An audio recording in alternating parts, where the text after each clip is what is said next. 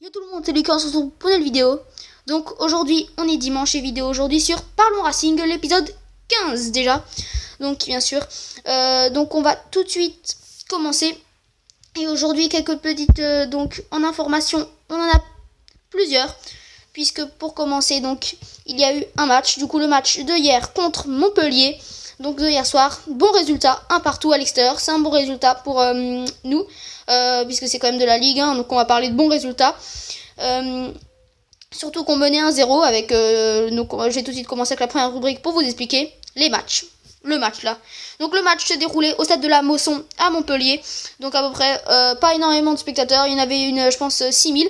Alors qu'en Strasbourgeois, il y avait quand même 600 Strasbourgeois qui ont fait le déplacement. Pourtant, parce que Montpellier c'est quand même dans le sud-ouest. Donc 600 spectateurs c'est quand même bien. Donc les parcages, pour l'instant on les rentabilise bien. Donc les parcages sont presque pleins. Déjà avec celui de Lyon qui était je pense quasi plein. Donc voilà. En tout cas donc nul. Un partout, donc avec l'ouverture du score déjà d'un Strasbourgeois, Idriss Sadi, qui débloque, qui ouvre son compteur de buts pour cette saison à la 23e minute. Donc un centre de Pablo Martinez à gauche, excusez-moi. Donc d'abord une remise de Sako pour Martinez, plutôt bien joué par Issane Sako qui joue à la place de Dimitri Lénard. Donc l'entraîneur lui fait confiance. Je pense que là sur les deux matchs qu'il a fait, c'est pas mal ce qu'il a fait. C'est un jeune qui... Il faut lui faire confiance et il faut essayer de voir ce qu'il est capable de faire cette année. Et je pense que ça peut être plutôt pas mal ce qu'il pourra nous faire. Donc une belle remise de Sako pour Pablo Martinez qui centre à ras de terre. Et de la pointe, Idriss Sadi pousse le ballon. Très bien joué dans l'angle. Il pouvait pas faire mieux. Il la place à ras du poteau et c'est magnifique.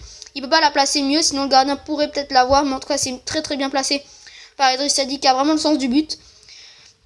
Ensuite, on savait que ça allait être dur de garder le score à 1-0 pendant tout le match.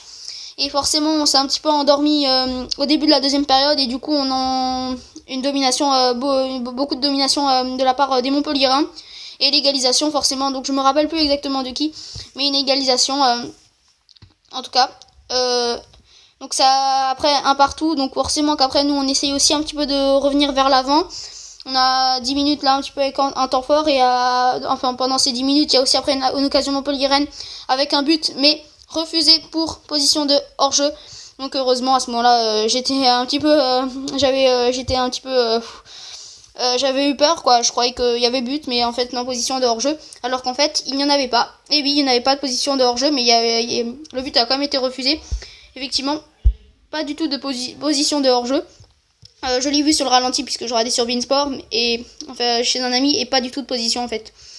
Mais bon, c'est comme ça, on a eu un petit peu de réussite donc voilà. En tout cas le nul est mérité, hein. Le nul est très mérité et donc voilà.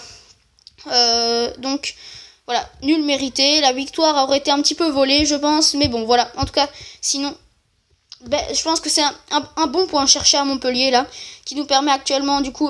On est à 4 points déjà et je vous parlerai de tout ça dans la rubrique le classement. Donc en tout cas ensuite pour les performances des joueurs, la nouvelle rubrique que j'ai déjà fait la dernière fois.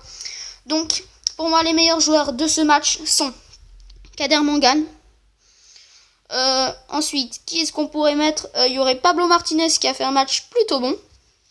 Après c'est pas facile.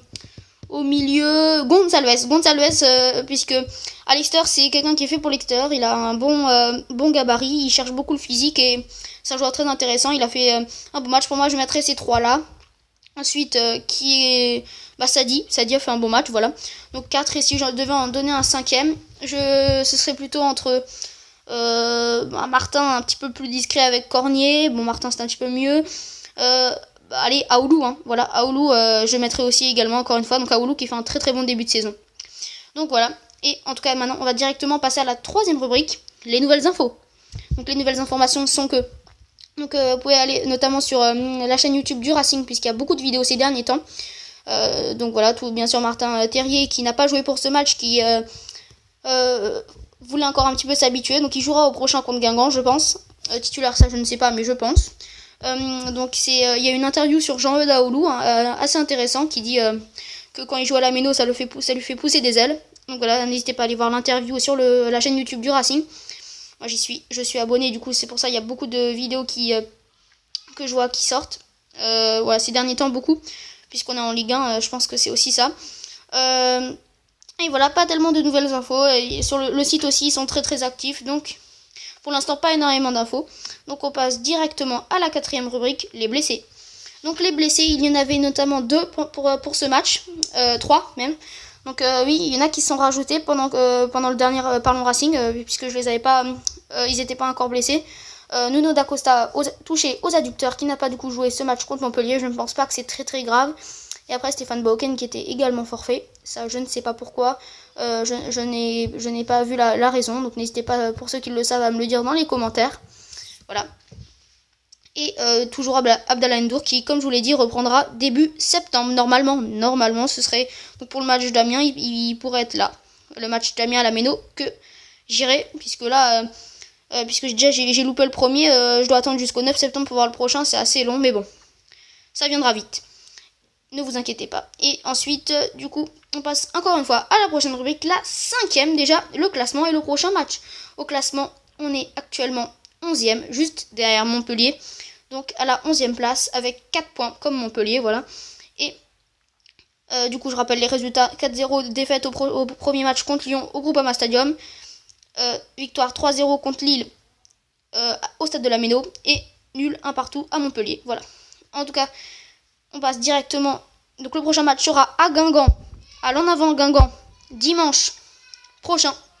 Donc le dimanche donc pas ce dimanche bien sûr, mais le dimanche qui vient là, à 15h. Donc voilà, pour les fans strasbourgeois qui veulent le voir. Donc voilà, moi je serai présent dimanche à 15h, Guingamp contre Strasbourg. Voilà, ça risque d'être un beau match. Je pense que là aussi, si on pouvait ramener un point, ce serait encore une fois excellent, puisque sur les deux matchs à l'extérieur qu'on a d'affilée là, ce qui est déjà pas facile pour un promu, si on rapporte, ce sera les seules fois de la saison, on n'en aura que 2 d'affilée à l'extérieur. Par contre, on aura, je crois, 2 fois d'affilée à la Méno, et encore une deuxième fois, 2 fois d'affilée à la Méno. Ça, je suis pas sûr, mais au moins une fois, ça c'est sûr.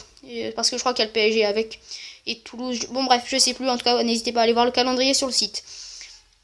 Et donc, ensuite, prochaine rubrique, le Mercato. Donc, le Mercato, 2 informations. L'information Paul Nardi reviendrait, donc le gardien de Monaco prêté à Bruges, ou qui a signé à Bruges, je ne sais plus, serait encore sur les tablettes du Racing et intéresserait encore les dirigeants à voir. Et aussi Bakary Koné, donc qui intéresserait aussi les dirigeants et sûrement le staff, l'entraîneur et le président. Donc un joueur de Malaga en Espagne, en Liga. Donc voilà, pourquoi pas, il a une bonne note sur FIFA. Pour m'inspirer un petit peu des joueurs, je regarde toujours la note sur FIFA, 17, donc 76 je crois.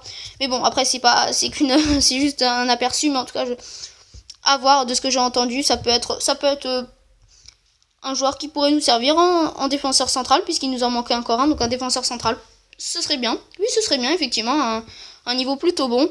Après, un petit peu comme Mangane. Apparemment, c'est un peu comme Mangane, donc pourquoi pas. Voilà, ce serait aussi bien de mettre les deux ensemble.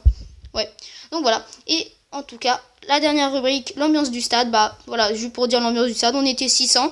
Je crois qu'on a aussi encore mis le feu, donc c'est bien. On voit qu'ils sont motivés, les supporters, qu'ils ont envie de soutenir leur club, qu'ils aiment les soutenir, et ça se voit que je pense que pour l'instant, on est très bien parti pour jouer le maintien. C'est que le début, mais pour l'instant, avec l'équipe qu'on a pour un promu, c'est pour l'instant très très bien. On a une bonne cohésion d'équipe, c'est surtout ça.